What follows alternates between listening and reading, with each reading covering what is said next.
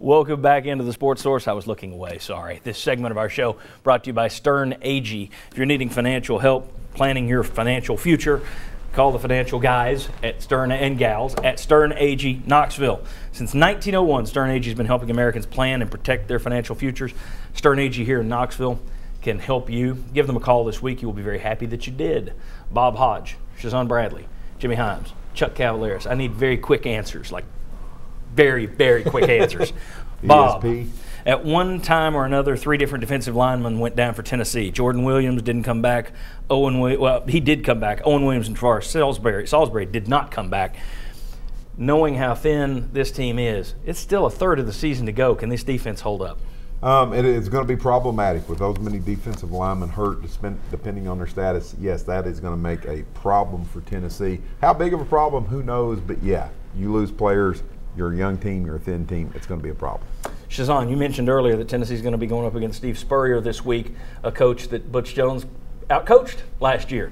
In the player's sense, though, if a team beat you last year, upset you last year, does that help your focus? I mean, does that work against Tennessee that they upset South Carolina? South Carolina going to be more ready for them this year? In terms of helping you focus, yes, you want to win, you want to of course you want to beat them. Yeah. But at the same time, you lose this year, next year is a whole other year. We've been in the weight room, we've been running, we've been training, we got new guys that's come in, we got help. Defensive coordinator might have got a little bit better. Hey, it's a level playing field. Let's go get them. All right, Jimmy.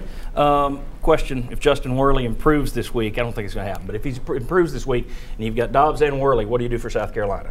Start Dobbs. I go with him because while I think the offensive line played its best game of the season against SEC competition this year, you can't deny Dobbs had a lot to do with it. You give more versatility to the offense. You recreated the running game.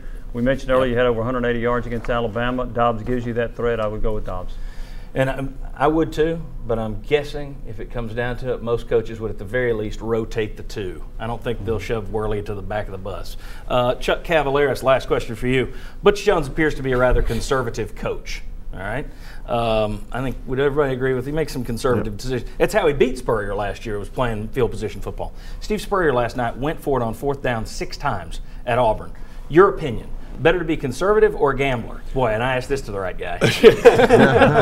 Well, I tell you what, if you're the underdog, to me, you can afford to take some risk. So if you're the underdog, yeah, you can go for some of those things. If you're on the road like South Carolina was, a 15-point underdog, almost not what have you got to lose, well, but let's go for it. Tennessee kicking the field goal, to me, at the end of the first half, I think you left some points on the table there. Agreed. And even if you don't get it, you're not going to beat them with field goals. And the coach has said that comment. We cannot continue to get in the red zone and kick field goals. Roll the dice like you did against Georgia last year. Yes.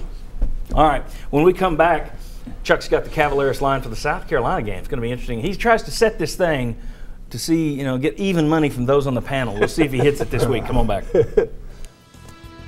Like our set? Turn to Benedict Construction.